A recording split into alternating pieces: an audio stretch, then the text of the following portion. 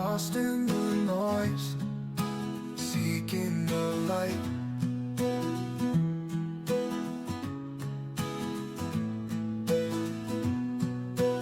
Echoes of ages, shining so bright. Welcome to ancient wisdom, stories anew.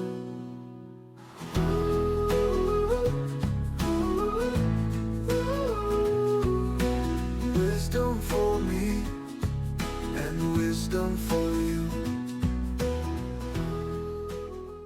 The Rabbi's breathless secret. How badly do you want true success? In a sun-baked village near the winding Jordan River, there lived a young man named Yair. Unlike many of his content fellow villagers who lived simple lives, Yair was consumed by a fervent passion. He yearned to achieve great things, to acquire wealth, to be known for his wisdom, and to carve a significant name for himself in the land. He threw himself into various endeavours with gusto. He tried farming, but a sudden pestilence devoured his crops. He started a small trading business, but a venture with unreliable partners left him with little to show. He even attempted to learn the intricacies of commerce from seasoned local merchants, but they, guarding their secrets, offered him scant guidance. With each setback, Yair's disappointment grew heavier, yet his ambitions still burned. One afternoon, an elder of the village, observing Yair's downcast spirit, said to him, "Yair, your heart desires much, but perhaps your spirit needs a different kind of counsel. On the quiet hills overlooking the river dwells Rabbi Nachman, a man of profound, if somewhat unconventional wisdom. Many say he can see to the root of a man's struggles. If you truly seek the path to meaningful achievement, go to him." Filled with renewed hope, Yair decided at once. He journeyed up the winding path, the air growing cooler and stiller, until he reached the rabbi's modest dwelling, a simple stone house with a small study attached, where a few quiet learners sometimes gathered. The disciples of Rabbi Nachman welcomed him with a courteous nod. "For what reason have you come to this quiet place?" one of them asked. Yair bowed respectfully as Rabbi Nachman himself emerged, his eyes deep and piercing, yet holding a surprising calm. "Rabbi," Yair began, "I have striven many times to achieve success in my life, but I meet with failure at every turn. Please, I beg you, teach me the true secret of success." Rabbi Nachman regarded him thoughtfully for a long moment, then nodded slowly. "Meet me by the river tomorrow at the first light of dawn," he said. "There we will seek an answer." Before the sun had even touched the hilltops, Yair was at the riverbank. Rabbi Nachman was already there, standing quietly by a large smooth stone near the water's edge, his gaze on the flowing current. He beckoned Yair to approach and then to enter the shallows of the cold river.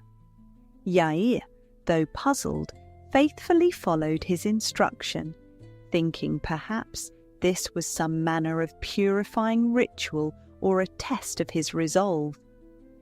As Yair stood waist-deep, Rabbi Nachman, with a sudden unexpected strength for a man of his years, placed his hands firmly on Yair's shoulders and submerged him completely under the water. Yair was stunned. He held his breath, expecting to be released quickly, but the rabbi held him fast. Seconds stretched into an eternity. Panic began to claw at Yair. His lungs burned, his heart hammered wildly, and a desperate, primal need for air consumed his every thought. He struggled fiercely, thrashing against the rabbi's unyielding grip, his entire being focused on one thing: to break free, to breathe. Just as Yair felt his consciousness begin to fade, the rabbi abruptly pulled him up. Yair burst from the water, gasping, coughing, taking in huge, ragged gulps of air, his body trembling. Once he could finally speak, he cried out, half in fear, half in anger, "Rabbi, what have you done? I almost perished." Rabbi Nachman remained perfectly calm, his gaze unwavering. "Tell me, Yair," he asked, his voice even, "when you were under the water, what did you desire more than anything else in the world?" "Air," Yair gasped, still panting. "I wanted only air." Nothing else mattered. A rare smile touched the rabbi's lips. "That, Yair, is the secret of true success. You must desire it with the same all-consuming intensity with which you just craved air. It cannot be merely a wish, a preference, or a casual ambition. It must become a fundamental need of your very being, as essential as the breath you draw.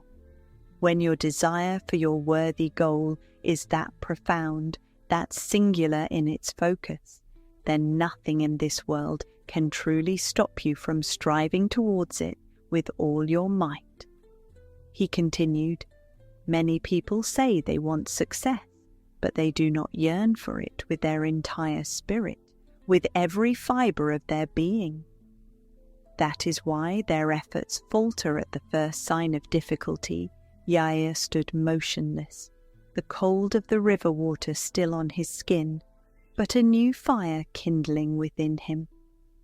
He understood then that success was not born of mere intelligence or fleeting luck, but from an unyielding spirit of perseverance, a deep and desperate longing, and the wisdom to make right choices fueled by that inner fire.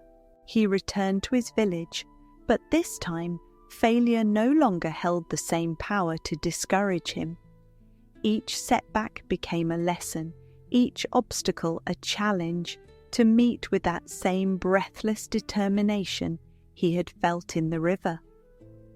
When his crops failed, he studied the ways of the earth with renewed intensity. When a business faltered, he analysed his missteps and began anew, his resolve hardened. Years passed, and Yair, through unwavering effort and this profound understanding, achieved not just worldly success, but a deep sense of purpose. His ventures prospered, his wisdom grew, and people from far and wide sought his counsel. One day, a young man, much like Yair had once been, came to him asking, "Honoured Yair, what is the true secret of your great success?" Yair smiled, a knowing look in his eyes, recalling his own transformative journey. He simply said, "Come with me to the river, and I will show you." For he knew that some lessons must be felt, not just heard, to be truly understood.